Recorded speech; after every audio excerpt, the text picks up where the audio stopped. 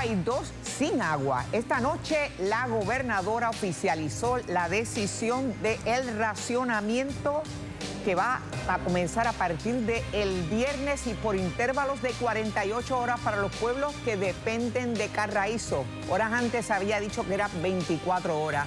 Pero sabemos que ya el racionamiento es un hecho para miles de abonados que no tienen agua en sus grifos por acciones operativas de acueducto. Y me acompaña rápidamente aquí el profesor Ángel Rosa. Buenas noches, ¿Qué Yolanda, te parece, Ángel? Bueno, creo que obviamente aquí esto se ha estado manejando con mucha improvisación y que el resultado de este cambio súbito es quizás toda la histeria colectiva que se ha generado con el augurio de esto va a ser lo peor, prepárense para lo peor, ahora sí que sí. Y claro, pues la gente ha salido a abastecerse ampliamente y los niveles tienen que haber bajado dramáticamente. De todas maneras, me parece que en este momento ya llegamos a lo que esperábamos. Me preocupa, sin embargo, lo que va a pasar de aquí al viernes, porque me parece que no hemos visto toda la improvisación.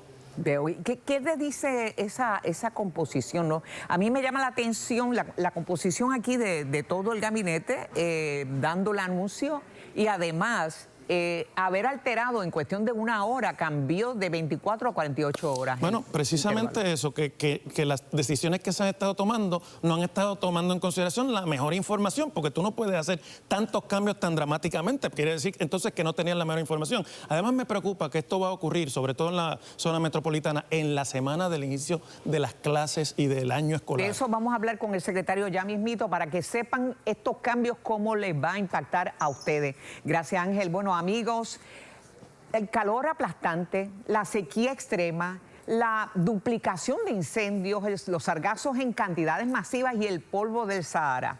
Todo tiene un mismo origen que nuestros dirigentes no han querido ver. No se trata de las 7 pestes, ni se trata de una mano poderosa que va a resolver. La inacción ya está pasando factura sobre todos nosotros y sobre nuestra salud colectiva. No se pueden perder este reportaje. Aviso de calor extremo hasta las 5. El embalse de Sidra entró en fase de ajustes operacionales. Condiciones muy calientes van a continuar. Estos incendios forestales han estado afectando tanto al municipio. 33 millones de toneladas de sargazo y gran parte de esa masa se desplaza hacia el Caribe. El calor extremo que nos agobia, la sequía que agrava la crisis del agua, los incendios forestales que nos llenan de humo y cenizas y el sargazo que se pudre en nuestras playas. Parecen problemas distintos, pero hay un hilo que conecta todo lo que estamos viviendo. Vamos a seguirlo, comenzando aquí, en Las Croabas. Tenemos los problemas de las embarcaciones, que los motores se calientan, no tenemos bien el turismo por el problema del sargazo. Los pronósticos de sargazo se venían haciendo desde el año pasado, de que iba a ser un año extremo, un año superior al 2018 o al 2015, que fueron los años que teníamos como referencia de años extremos. El sargazo no es un fenómeno nuevo o desconocido para el Caribe. Cristóbal Colón escribió sobre estas enormes masas flotantes durante su primer viaje por el Atlántico hace más de 5 siglos. Lo nuevo es la magnitud. Hoy llegan cantidades nunca antes registradas. La ciencia apunta a varios factores. Su reproducción ha sido alarmante a partir del 2011. Obviamente esto tiene una correlación con la cantidad de calor que acumula el océano. De manera que mientras más calor tiene el océano, más sargazo se ha ido produciendo. ¿Sabías que el sargazo también está vinculado al polvo del Sahara? El polvo del Sahara sigue la misma trayectoria que el sargazo desde África al Caribe y viene depositando el particulado más pesado, de manera que viene fertilizando el sargazo. El año pasado, el Atlántico tropical recibió 40 millones de toneladas métricas de sargazo. Este año se esperan más de 55 millones. Es una emergencia ambiental que no solo afecta a Puerto Rico. El Departamento de Recursos Naturales adquirió 2 nuevas embarcaciones a un costo de $750,000 con sistemas de cadena que recogen el sargazo y lo depositan en un contenedor. Además, compraron excavadoras para recogerlo en las playas. Países como México ya invierten millones para intentar contener el problema. Playas que apenas hace unos años eran famosas por sus aguas color turquesa, hoy están cubiertas de sargazo. El gobierno de México está poniendo 2,000 millones de pesos para la atención integral del sargazo. Debo decir que México ha avanzado bastante, pero el problema es que la cantidad que llega no es manejable. y todavía no hay un tipo de industria que pueda manejar la cantidad que llega. En Puerto Rico es un poco reactivo. Cuando ya el sargazo está, no es proactivo, es decir, hay que evitar que llegue a la playa, porque cuando el sargazo llega a la playa, en donde hay arena, la va a contaminar. Así como se anticiparon cantidades históricas de sargazo, también se advirtió que vendría una sequía. No es que viene una sequía y después viene el polvo del Sahara y después vienen los incendios de bosques y pastizales, sino que todo puede ser simultáneo y una cosa tiene que ver con la otra. Al gobernador anterior, que nos pidió unas recomendaciones, nosotros le sometimos 57 recomendaciones para trabajar el problema del agua. Y esas recomendaciones están en algún lado, en la gaveta de alguien en el Departamento de Recursos Naturales. Los pronósticos siguen apuntando a que la situación va a empeorar. El Comité Internacional, no el local, de Cambio Climático ha puesto por escrito que aquí va a llover un 10% menos a partir del 2030 y un 20% menos a partir del 2050. Y tú dirás que 10% es poco, pues mira, 10% es la diferencia entre racionamiento y no racionamiento. La sequía aumenta el riesgo de incendios forestales, los cuales a su vez requieren mucha agua para extinguirse. Este año se han registrado 89 incendios forestales más que para la misma fecha el año pasado. Nos han limitado a las zonas habituales en el sur. El clima no es quien produce el fuego, pero facilita que eso ocurra. Lo mismo ocurrió ahora mismo en España, que tiene grandes incendios forestales, pues tiene grandes sequías. Más de 100.000 evacuados en toda España en los últimos 5 días. Al mismo tiempo, Francia se incendiaba y el humo de los fuegos en Canadá provocaba cancelaciones de vuelos que afectaron a Puerto Rico. Tenemos los fuegos forestales y de pastizales que se mezclan con esto que viene del Sahara y magnifica el impacto desde el punto de vista de salud, sobre todo nosotros aquí en Puerto Rico y las Antillas. Y entonces, pobre de los que tienen problemas respiratorios. Esto es lo que muchas veces obviamos cuando se habla de estos temas, el impacto sobre nuestra salud. Solo en España, en lo que va de año, se han registrado más de 3.000 muertes relacionadas con las altas temperaturas. Aquí no se lleva esa estadística, lo que no quiere decir que no estén ocurriendo muertes atribuibles al calor. Hay gente que se está muriendo, pero el certificado médico de defunción no incluye un encasillado que diga calores extremos y se lo escriben a otras causas. El plan de mitigación para el cambio climático incluye una guía para reforestar a Puerto Rico. Hace falta sembrar miles de árboles, pero vamos en la dirección contraria. Yo me recuerdo cuando yo era niño, en el siglo pasado, que yo iba a la Plaza de Armas en el Viejo San Juan, allí habían árboles y se podía jugar. Vete tú ahora, antes de las 5 de la tarde, no se puede estar, se cocina uno. Y eso se replica en casi todas las plazas de Puerto Rico. Eso hay que revertirlo. El tener árboles como los que hay aquí baja la temperatura por lo menos 6 o 7 grados Fahrenheit. El Comité de Expertos y Asesores sobre Cambio Climático hizo su parte. El gobierno no ha completado la suya. Hace 2 años y medio, el plan se sometió, de acuerdo a lo que dispone la ley, a la legislatura. En noviembre pasado, el Senado lo aprobó a viva voz, pero al día de hoy la Cámara no ha actuado sobre el plan. Por lo tanto, no existe el plan y muchas agencias dicen que hasta que no se apruebe, pues no van a implantar medidas. Yo oí que el presidente de la Cámara indicó que él se oponía por los costos. Puerto Rico aporta una fracción mínima de las emisiones globales, pero por su ubicación y condición de isla está entre los lugares más vulnerables a los efectos de la crisis climática. ¿Qué le saldrá más caro al país? ¿Invertir ahora para prepararnos o seguir pagando una y otra vez las consecuencias de no hacer nada? Amigas y amigos, están viendo un poco una porción de sargazo que se ha colectado aquí en las playas de la masiva llegada de este sargazo. Nos acompañan esta noche el profesor, bueno, el Carl Soderberg, yo digo profesor porque siempre nos ilustra con su conocimiento, ex director de EPA y además miembro del Comité de Cambio Climático. Buenas noches. Buenas noches. También la doctora Marisa Barreto, que es miembro del Comité de Cambio Climático. Y que en tu momento. En algún momento. En algún momento. Bueno, sí, pero aportó muchísimo y sé que tiene algo en las manos que me gustaría que lo mostrara, por favor, rápidamente, además del profesor Ángel Rosa y Valeria Collazo. ¿Qué tiene en las manos? Bueno, buenas noches a todo Puerto Rico y buenas noches.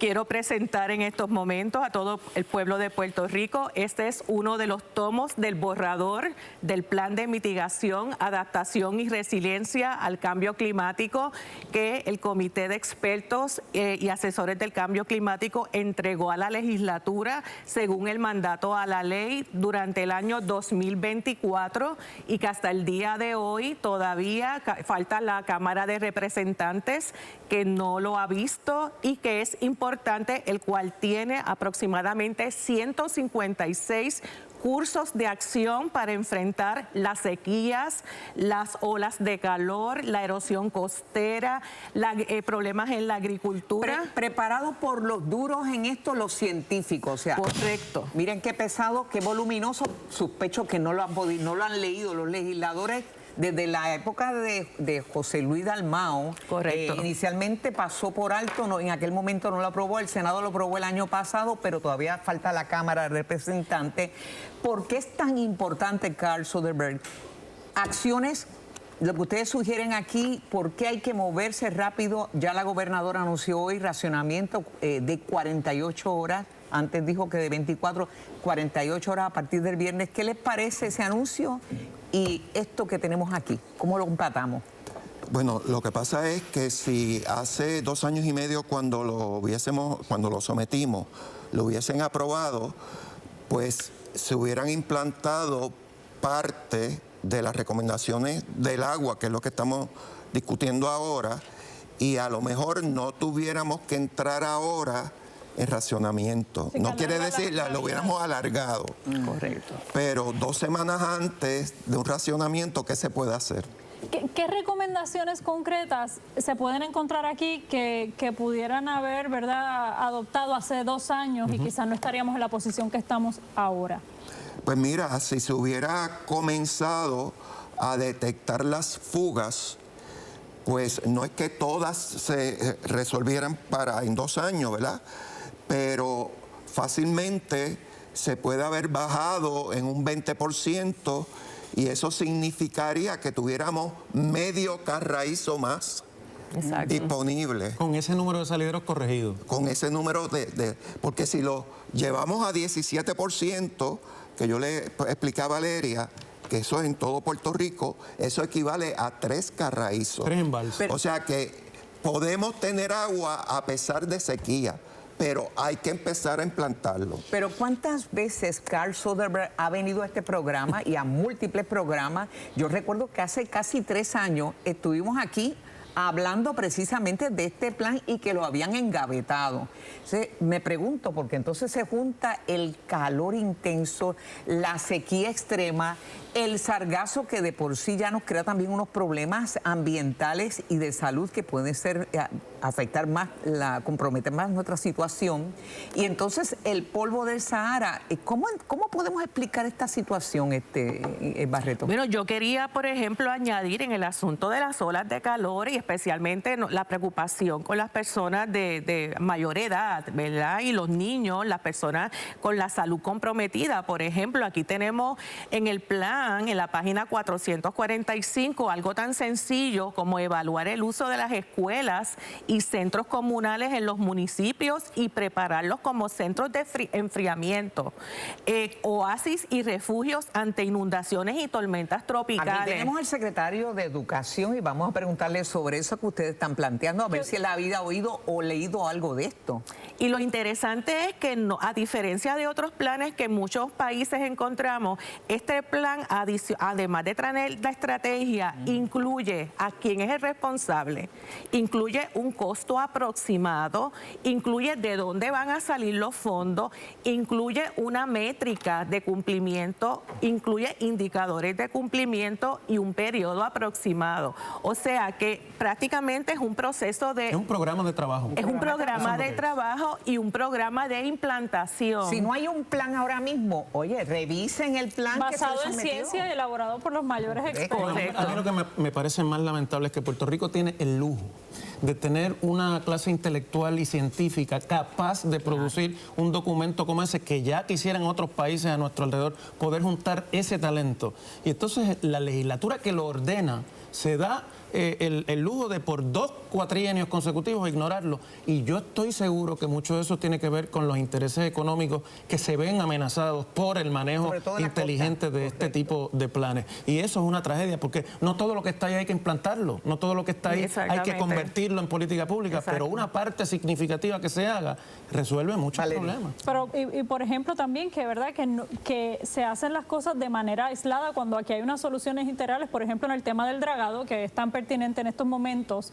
Se hizo un dragado parcial de Carraízo que ciertamente le pudo añadir unos días de vida útil al embalse, pero las recomendaciones incluyen que tiene que haber un plan de reforestación, y esto no es en verdad un invento, esto es porque se ha deforestado por distintas razones toda esa área, y eso hace que los embalses se sedimenten rápidamente. Los amigos, dragas, pero se vuelve a llenar de sedimentos menos nada. Eso que tú dices, y me gustaría que Karen esto interviniera, esas grandes calvas que hay cerca de los ríos, o sea, unas calvas que han movido los tractores y toda esta cuestión, la remoción de terreno alrededor de las cuencas hidrográficas, entonces lo que hace es que precipita todo ese lodo y lo que hace es que llena los embalses. Me gustaría, porque mencionas en el reportaje de Valeria que Johnny Méndez habló de costo, que es muy costoso el plan, pero no hay 1.500 millones de dólares como un plan, como fondo de emergencia.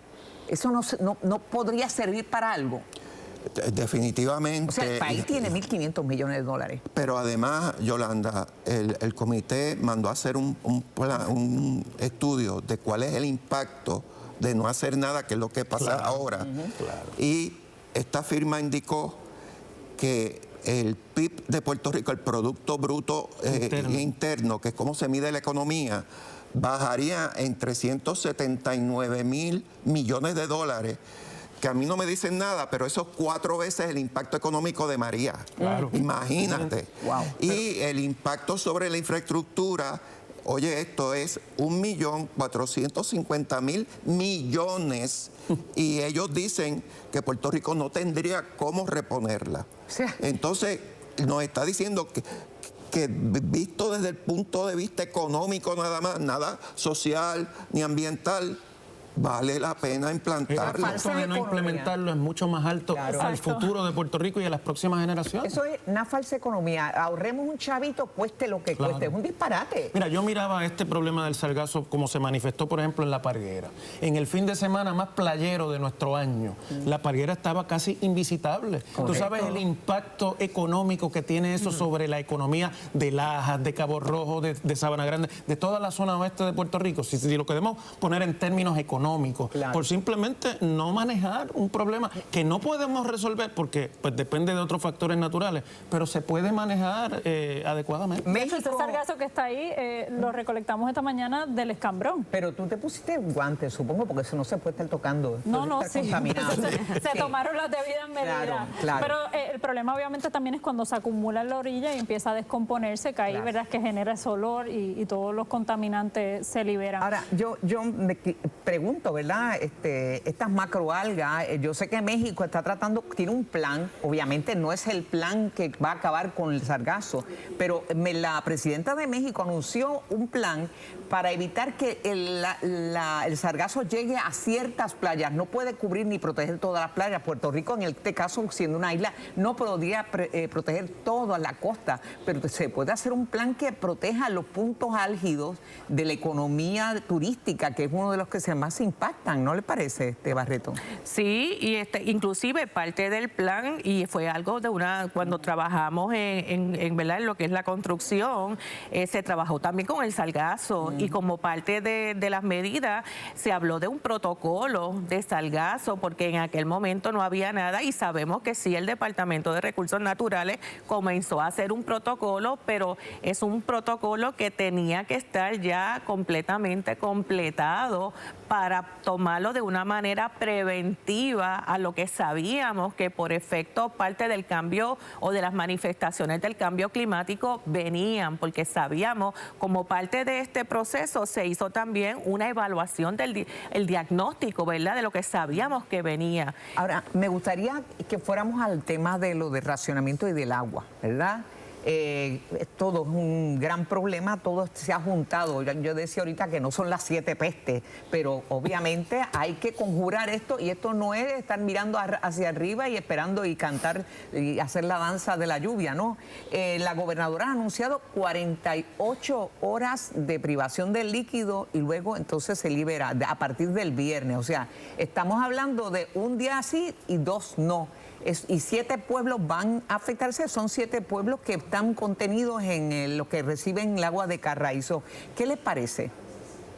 Bueno, yo creo que las órdenes ejecutivas de emergencia fueron acertadas, pero yo creo que debió haber implantado el racionamiento mucho antes. Mucho antes. Porque los niveles yo lo hubiera hecho hace 2 semanas.